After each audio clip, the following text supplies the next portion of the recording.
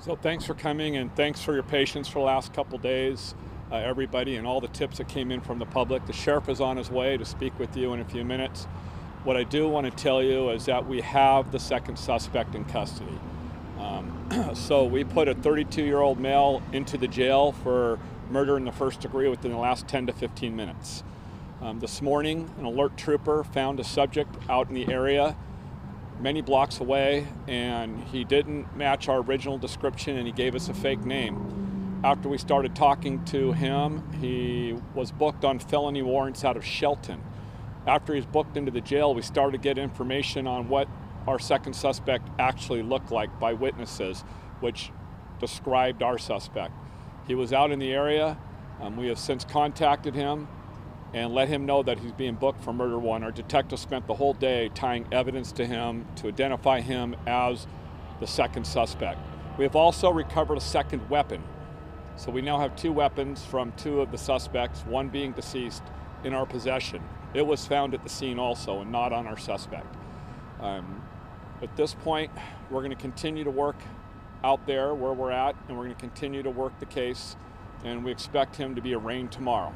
But tonight he'll be booked into the Pierce County Jail on murder in the first degree. It's been a long night. We've notified the family that that's occurred, and we've notified our own people that that's occurred. So there's a big sigh of relief. And at this point, we don't know if there's any other suspects, but we do know that we got our two main people not out in public to harm anybody else. One's deceased and the other's in custody.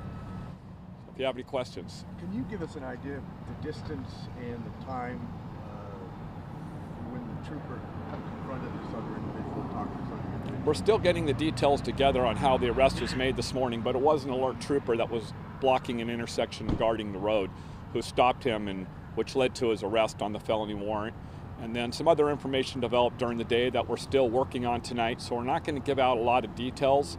In fact, we were not even going to be able to release this information if it hadn't been for some really good, fast work by our detectives to tie him to the crime. There's a lot more information coming, a lot more people we have to talk to, and a lot more work that we got to do. And we expect him to be in court tomorrow afternoon. That'll be up to the Pierce County prosecutor. Mark Lindquist's office has been notified with his lead prosecutors, and they have been briefed on the case, and they are aware this is happening. And did that suspect leave the scene on foot or in a car? We believe the suspect left the scene on foot and was, at this point, part of the confrontation when the shooting occurred. We still don't know who fired what shots hit our deputy from who. That's going to take some time, some ballistics. We're trying to track the guns. That work's being done right now. We're still collecting evidence. This has been really, really fast. But we'd like to thank the public for their help and their understanding when we have the roads blocked.